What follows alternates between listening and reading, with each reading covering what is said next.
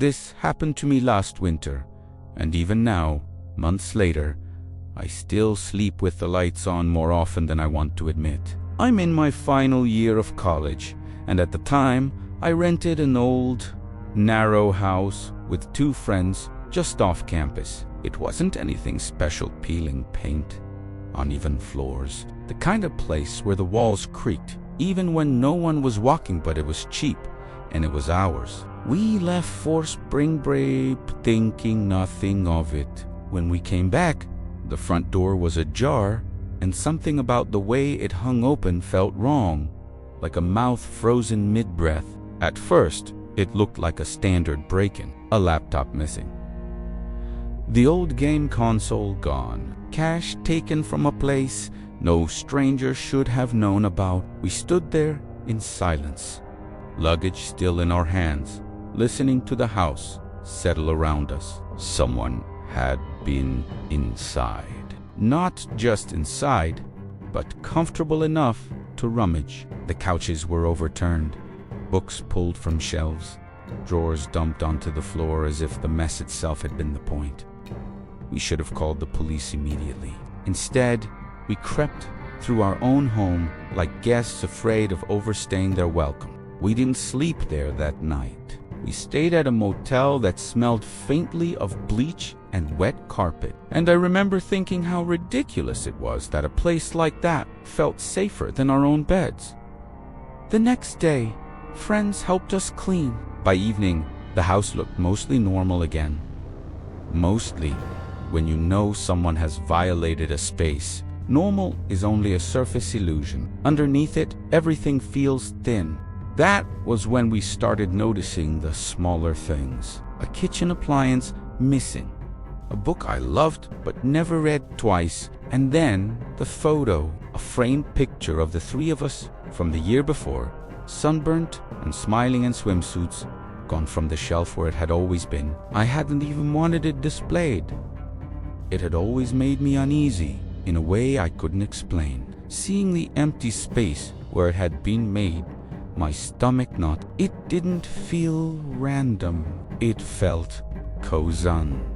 I tried to tell myself I was overthinking it. Burglaries happened all the time. But the idea that someone might have taken that photo for a reason crawled into my head and refused to leave. I started checking everything obsessively, asking my roommates if they were sure nothing else was missing. One of them realized some underwear was gone. Another noticed jewelry missing, but only specific pieces.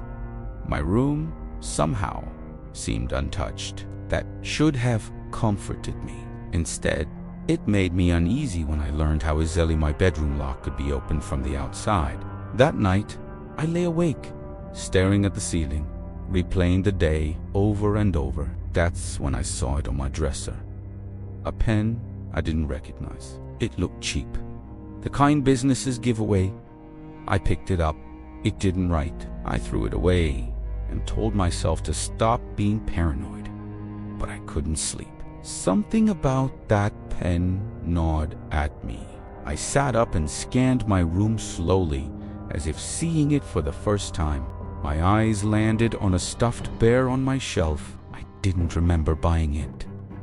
I was sure of that. Wrapped in my blanket like a shield, I reached for it. It felt heavier than it should have. When I opened the seam along its back, my hands started shaking so badly I almost dropped what was inside. A small, black lens stared back at me, unblinking. The realization hit me all at once, sharp and nauseating. Someone hadn't just been in my house. Someone had been watching. The moment it clicked, I felt exposed in a way I didn't have words for. Every memory from the past week twisted into something ugly. I tore through my room in a blind panic, ripping objects apart, checking seams, unscrewing anything that looked even remotely out of place. I found more than I wanted to. Another pen. A pen with a smiling face. Something hidden in my bathroom that made my hands go numb when I pulled it free. Each discovery made my skin crawl more than the last. The police came, and my roommates hovered behind me, pale and silent. The officers were calm, professional, almost too calm. They bagged their devices and asked questions in flat voices. How long had they been there?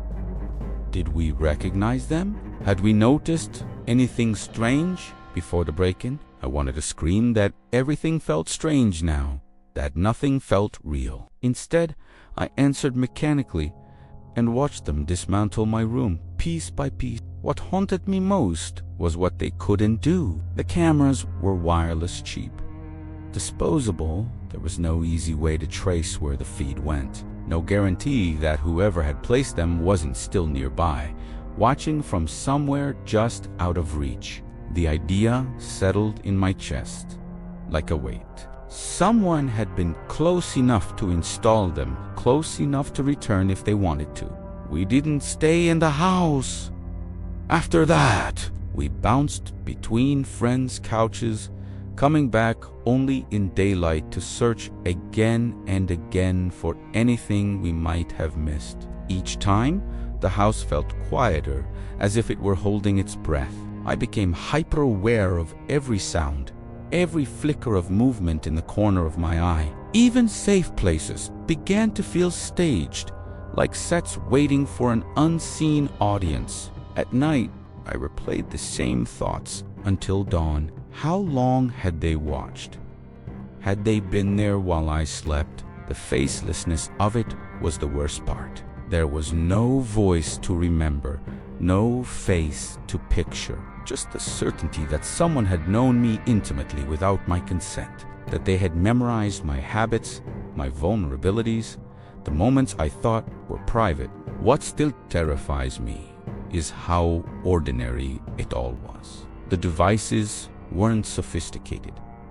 Anyone could buy them. That meant the person behind them didn't need to be some shadowy mastermind. They could have been a neighbor, someone I passed on the sidewalk, someone who smiled at me and went home to watch. That thought lodged itself deep and refused to leave. Eventually, we moved out. Life continued, at least on the surface. Classes, work, small talk, but something fundamental had shifted. I learned how fragile the illusion of safety really is, how easily it can be peeled back to reveal something watching patiently underneath. Even now, when I'm alone, late at night, I catch myself scanning rooms, listening for sounds that don't belong. I don't know who did it. I never will. There was no confrontation, no closure, just the knowledge that for a brief stretch of time, my life had been a performance for someone I couldn't see, and that somewhere out there, the house still stands, quiet and unassuming, waiting for the next person to believe they are alone. I didn't notice the absence at first. That's the thing that still bothers me. I'd been walking these trails long enough to know when something was off. But that morning, the forest felt normal. Too normal, the pines stood where they always had. The granite faces watched in silence. Birds called to one another like nothing in the world had changed. It wasn't until I counted heads 1, 2, 3 that I realized someone wasn't there, and that realization landed in my gut like a stone. Before I joined the Park Service, I worked as a trail guide out of Groveland, near the eastern edge of Yosemite. It was good work, honest work. Most of the memories I carry from those years are warm ones. Sunrise over the valley, tired laughter around a fire, the quiet pride people felt after conquering something bigger than themselves. But there's one job I remember for all the wrong reasons, and it always comes back to me late at night when the world feels thin. I was guiding a group of young corporate types up Half Dome as part of a team-building retreat. It was the kind of gig we got a lot, especially around the holidays. We'd hike them into Little Yosemite Valley, set up camp, let them drink and bond around the fire, then take them up Half Dome the next morning. This group 4 men and 3 women seemed average enough. Some were clearly out of their element. Others acted like they'd been waiting their whole lives to prove something. None of them struck me as dangerous. The climb up went smoothly. The descent did not. We'd stopped to rest partway down, legs shaking, lungs burning, everyone quiet in that shared exhaustion. Two of the men wandered off toward the trees to take pictures of the valley below. I kept an eye on them, but only in the casual way you do when nothing has ever gone wrong before. Then we heard the scream.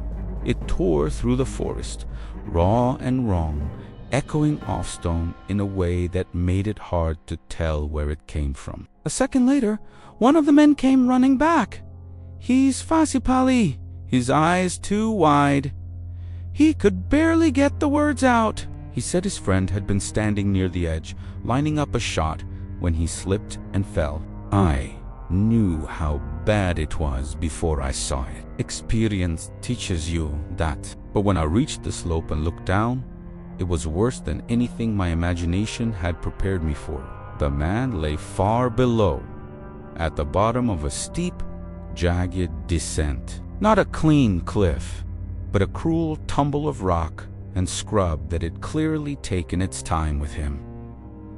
200 feet, maybe more. He wasn't moving. He wasn't making a sound. I told the rest of the group to stay put, to gather where we'd been resting. I needed them safe, contained, while I found a gentler way down. One Mandatalwan, the one who'd seen the Falensis stud-on coming with me. He looked capable enough, and I didn't have time to argue. I radioed HQ. As we jogged down the trail, my voice steadied despite the pounding in my ears. As we ran, the tall man kept asking the same question. Was he dead? Did I think he was dead? I told him the truth. I didn't know. People survive unbelievable falls sometimes. Not intact, not unchanged, but alive. That seemed to calm him, just a little, not much.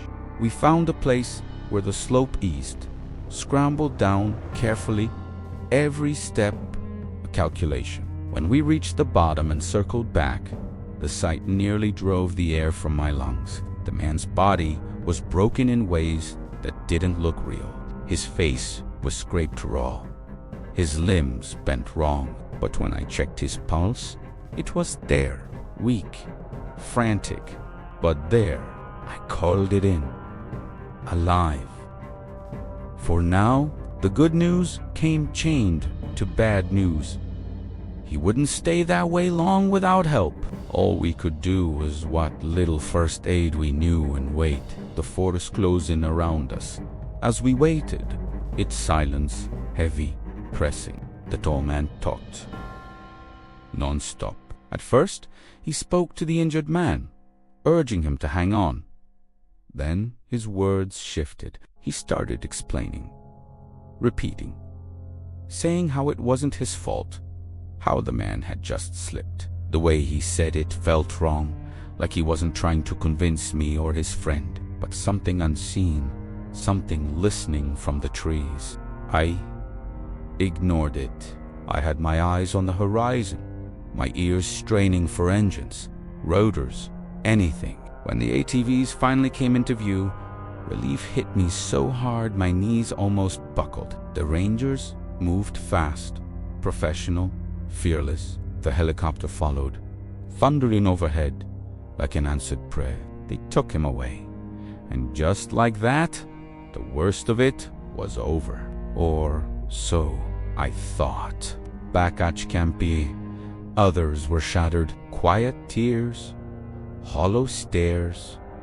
Everyone except the tall man. He moved among them, offering comfort that felt rehearsed, distant.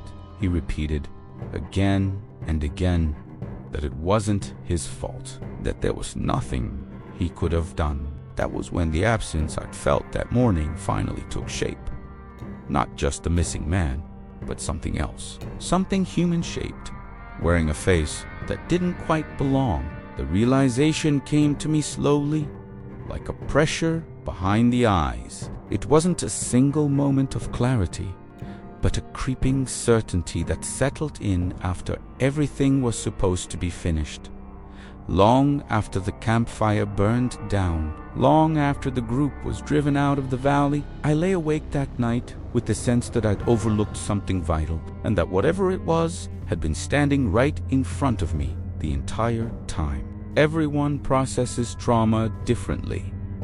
I know that. I told myself that over and over as I watched the tall man go through the motions of grief without ever really touching it. He spoke about Efo as if you were reading from a script, careful to emphasize his own shock, his own suffering. It felt less like mourning and more like positioning. I stayed with the group until their ride came, then headed back to headquarters to file my report. I went through everything with my boss, start to finish. When I told him I thought the man hadn't slipped, that I thought he'd been pushed, he laughed it off. He was a veteran ranger, carved from years of bad days and worse nights.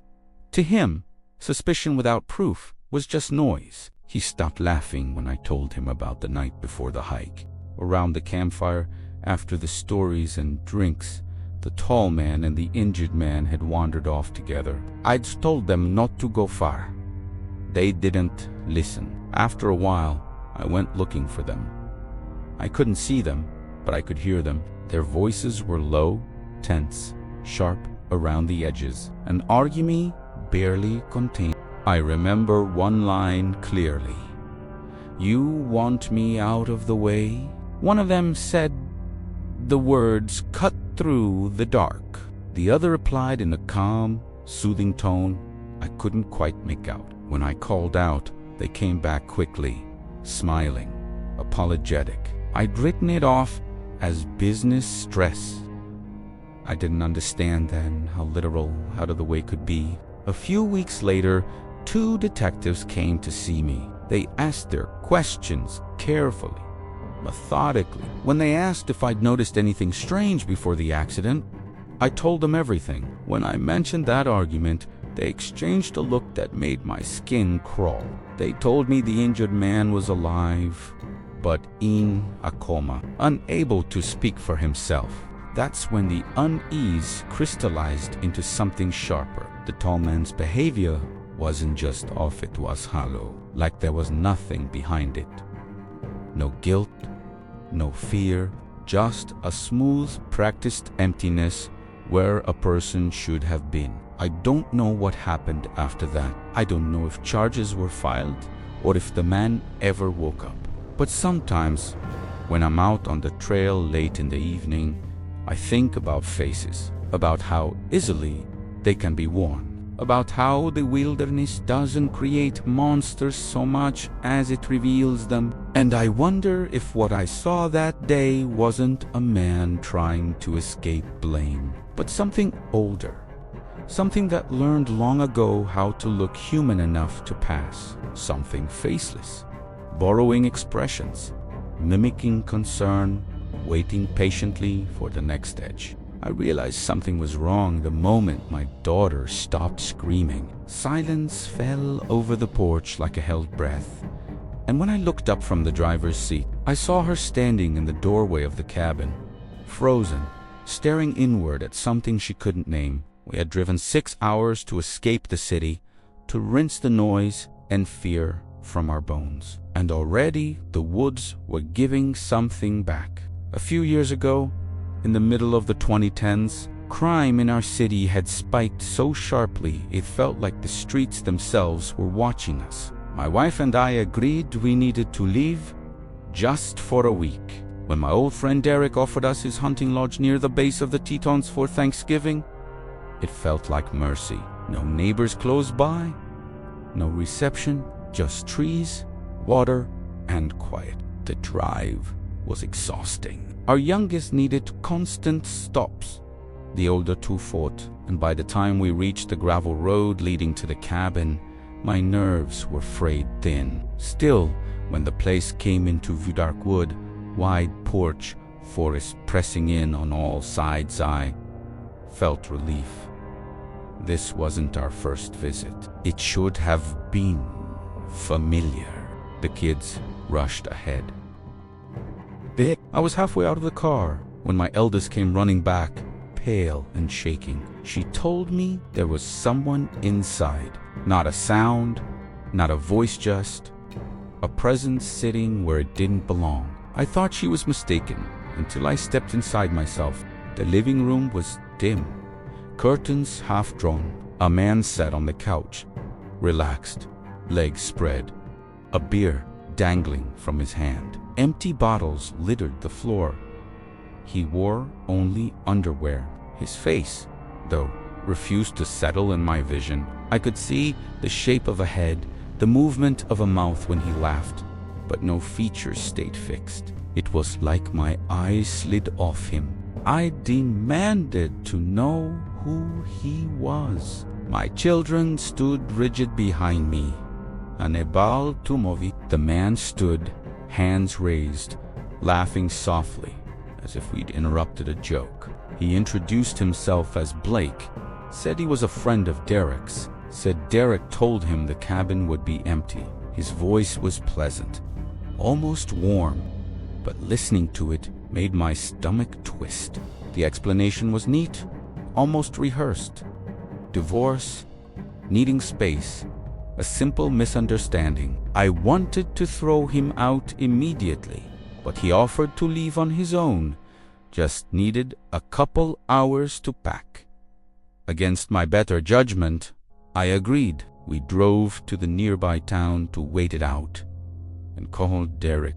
There was no reception until we reached the general store. I bought the kids ice cream, pretending everything was fine, then stepped outside to make the call. I mentioned Blake casually. Derek went quiet, then G swore. He told me Blake was no friend of his, that the man had tormented him in high school and later vanished into drugs and violence. He told me to get the police and not to return alone. We met a deputy on the edge of town and rode back together. The cabin door hung open. Inside, destruction bloomed like rot. Furniture shredded, walls defaced, glass ground into the floor. The air smelled sour and damp, like something had been breathing hard in every room. As the officers searched, I felt a deep crawling certainty that Blake had never planned to leave. He had been waiting, and somewhere above us, the cabin creaked, as if acknowledging that we finally understood. The ceiling groaned again, louder this time, and the sound didn't belong to settling wood. It was a slow, deliberate movement, followed by a rasping cough that scraped through the beams. The deputy looked at me, eyes wide, and in that moment the cabin felt smaller, tighter, like a throat closing around us. There was an attic crawl space above the hallway. I showed them the hatch. When the ladder unfolded, dust spilled down like ash. A shape leaned into view, human in outline but wrong in execution. Blake emerged slowly, his body trembling, his skin gray with filth. Where his face should have been, there was only a shifting blur, as if darkness itself had learned how to wear skin. He didn't fight. He couldn't. The heat and stale air had triggered his asthma, and each breath sounded like tearing fabric. They cuffed him gently, almost respectfully, as though afraid to anger whatever was wearing him. As they let him out, he turned his head toward me.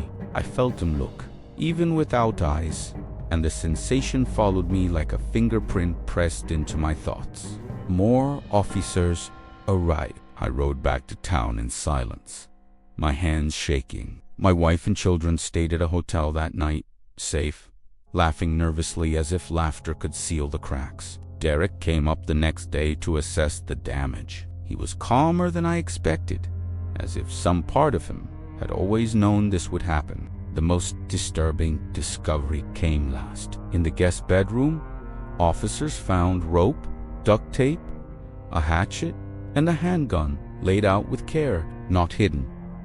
Prepared. Blake had come with intention.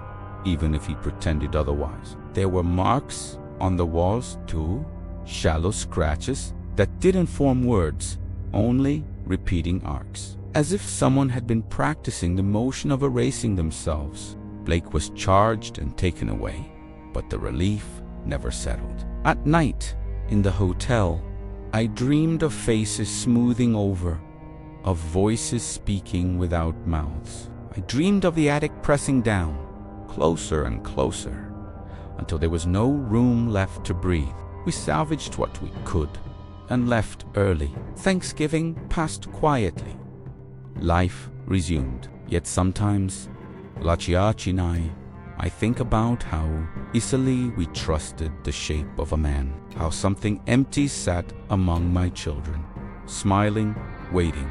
The hood still stand around the cabin. The attic still exists. And somewhere between memory and sleep, I can feel that faceless attention linger. Patient, knowing that doors are only temporary agreements.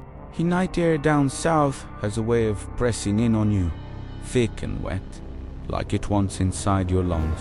Even now, years later, whenever I think about that place, I remember how the cicadas screamed after dark and how the trees never really stopped moving, even when there was no wind. I was 20 years old when all of this happened.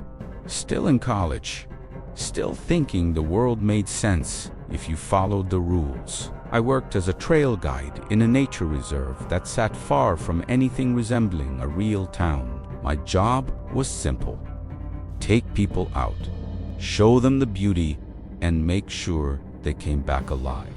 The first thing you need to know is that the reserve wasn't empty at night.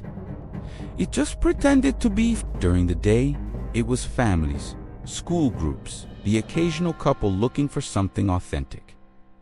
After sunset, though, the place felt watched, like the land itself was paying attention. I told myself that was just imagination, the result of too many late shifts and too many stories told around campfires. One evening, I was walking my dog along a familiar trail when the sound cracked through the trees. A gunshot. It echoed wrong, sharp, and close. Hunting was illegal in the reserve, strictly enforced, and my stomach dropped the second I heard it. My dog froze, ears back, low to the ground. I should have turned around. Instead, I followed the sound, every step heavier than the last. What I found wasn't something I'll describe in detail: an animal ruin. A man standing over it, calm, practiced, already working the knife. When he saw me, his eyes didn't widen. He didn't run. He just stared, like I was an inconvenience. I ran then. I ran back to my cabin, called the rangers, and waited with my hands shaking so badly I dropped my phone twice. They caught him within hours. Handcuffs, police lights cutting through the trees. Everyone congratulated me afterward, told me I'd done the right thing. One of the other guides didn't say much at all. I thought she was jealous. I didn't understand why her smile never reached her eyes. For a week or two, I felt proud. Then the feeling faded. The reserve went back to being the reserve. The nights went back to breathing down your neck. 6 weeks later, I was assigned a solo guide. That wasn't unusual. The schedule just showed one name, Mr. Cliff.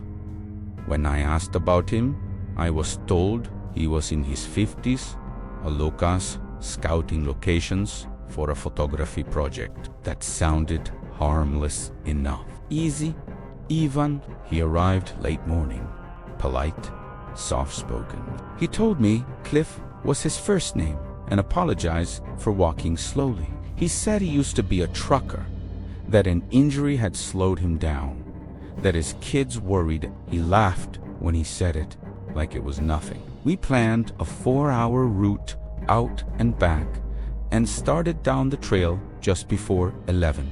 Cliff talked a lot about photography, about light and shadows, about how some places looked different depending on who was standing there.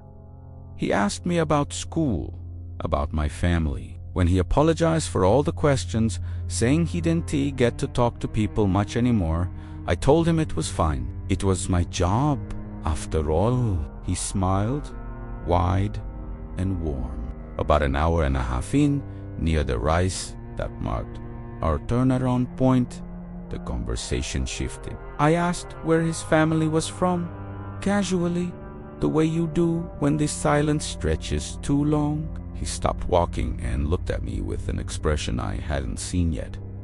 Anticipation.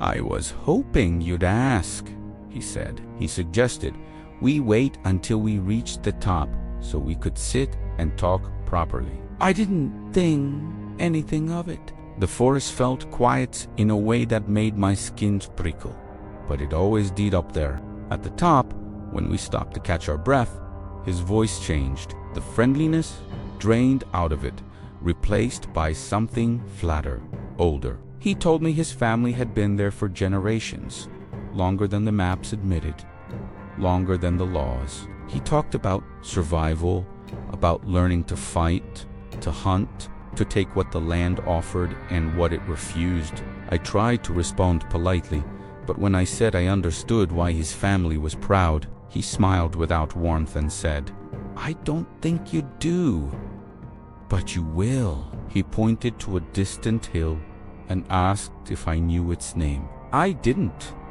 He told me his family called it home. Everything they could see from it belonged to them in a way paperwork could never change. Then he looked at me, really looked at me, and I felt the atmosphere close in, thick and suffocating, like the forest itself was holding its breath. The realization didn't hit me all at once. It crept in, slow and sickening, the way a bad thought does when you're trying not to think it. Cliff talked about hunting and trapping, like he was reciting scripture, about skinning and selling, about never wasting anything that bled. Every sentence felt rehearsed. Every pause felt intentional. I thought about the poacher I'd reported weeks earlier, about how quickly he'd caught, about how little resistance he'd offered. Cliff asked me why I'd gone quiet. I told him I was just tired. He nodded, like that answered something for him. Then he said, almost casually, that people like me came and went, but the land remembered when he told me that no one had ever stopped his family from living the way they wanted. Not soldiers, not governments, not college kids with opinions.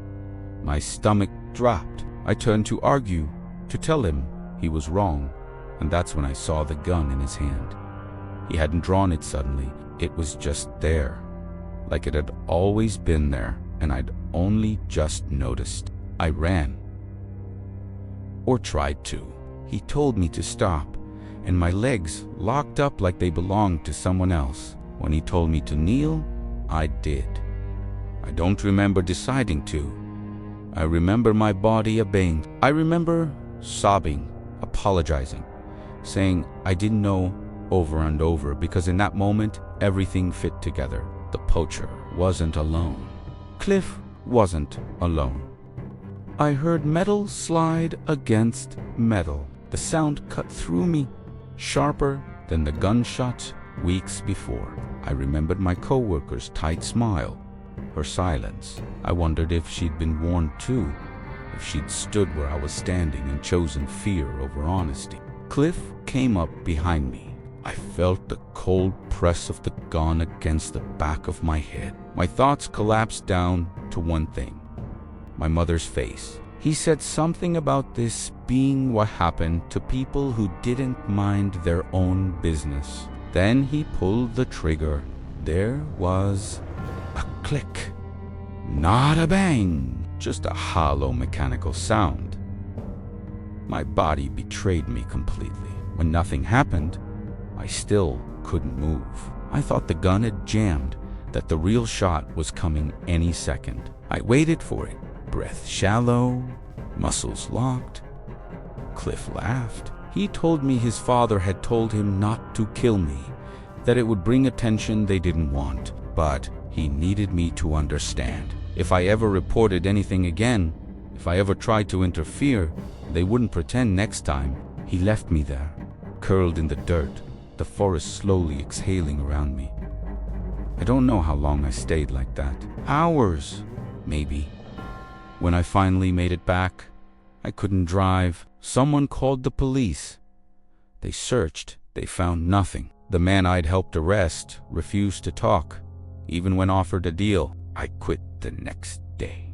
I moved north after graduation, as far from those trails as I could get. But sometimes, Lachiachi night, when the world is quiet and the air feels too heavy, I think about that hill. I think about how the land remembers, and I wonder how many warnings echo through those trees, faceless and unheard.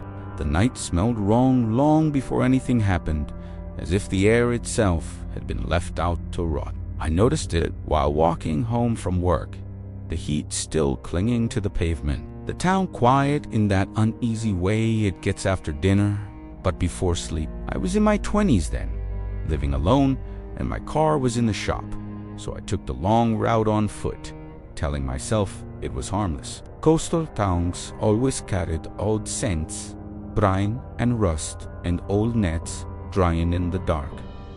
Still, this was different. This smell followed. I've always had a sensitive nose. My friends teased me about it, how I could detect a spoiled carton of milk from across the room. That sensitivity is what saved me, I think, because it was the first thing that told me I wasn't alone. The odor crept in behind me, thick and unmistakable, the reek of something dead and waterlogged.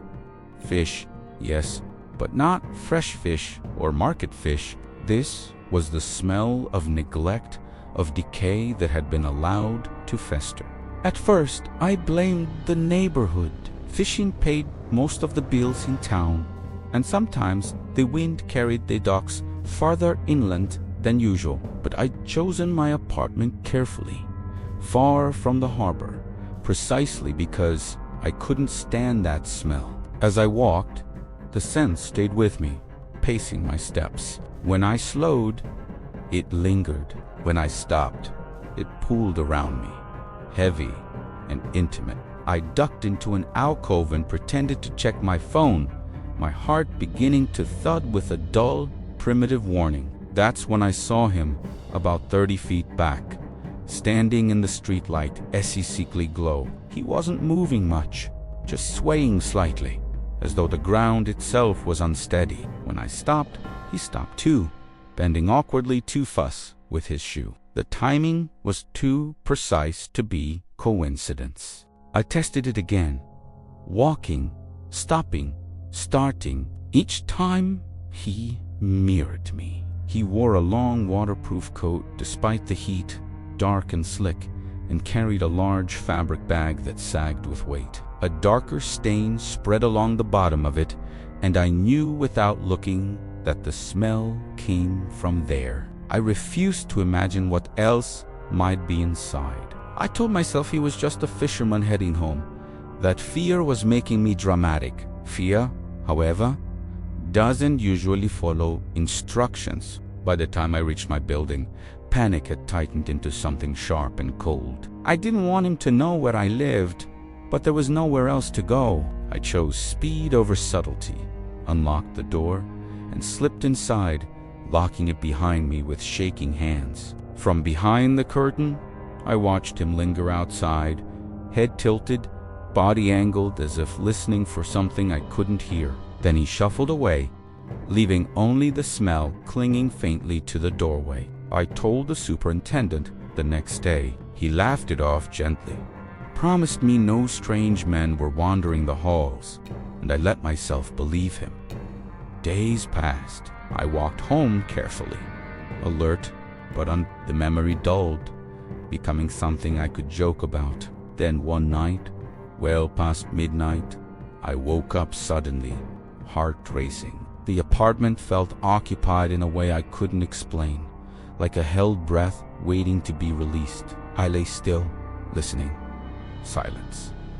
And then the smell reached me, sliding under the bedroom door, thick and undeniable. Dead fish, closer than it had ever been.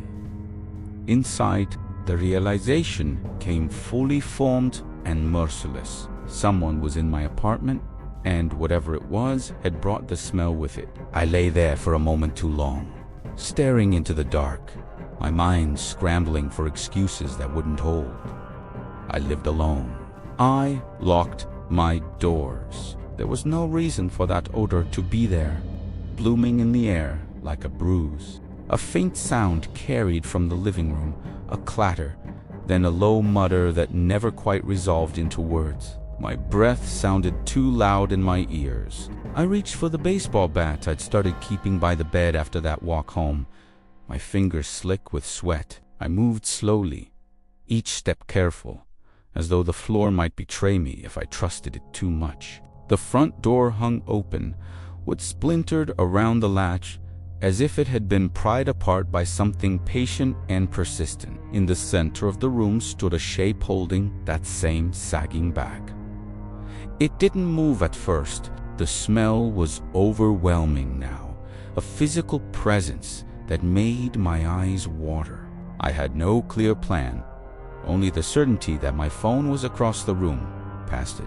I took another step, then froze as it suddenly sank down, not collapsing, but settling, folding itself into a seated position with unsettling calm. The bag opened. Something wet shifted inside. The stench intensified, forcing a gag from my throat that I swallowed down desperately. Whatever it was doing, it was absorbed, hands moving with reverent focus through its cargo. I edged toward the kitchen, knocking my hip against a table. The lamp wobbled but didn't fall. The shape didn't react. I grabbed my phone and ran for the bathroom, locking the door behind me with shaking hands. The operator's voice was a thin lifeline, so I whispered what was happening, every word feeling unreal. Footsteps moved through the apartment, slow and searching. A crash echoed as the lamp finally fell. Then silence. The smell pressed against the bathroom door, seeping through the cracks. A soft creak followed, the sound of weight leaning close. I cried then, quietly, telling the operator it was right outside. Sirens cut through the night at last, voices shouting, a sudden flurry of movement and resistance. I stayed where I was until a calm knock came, and a gentle voice told me it was over. The apartment looked wrong afterward, rearranged in subtle, unsettling ways. The bag was gone. The smell lingered. Later, they told me it was a fisherman, broke in by loss and drink, his mind unraveling. They said he didn't mean harm, that he was sick, that he was being helped now. I nodded, accepted the explanations, but none of them accounted for the way this smell never fully left. No matter how much I cleaned, I moved away soon after. Even now, years later, certain nights carry that same wrongness in the air. And when they do, I trust my nose, because it remembers what my mind tries to forget.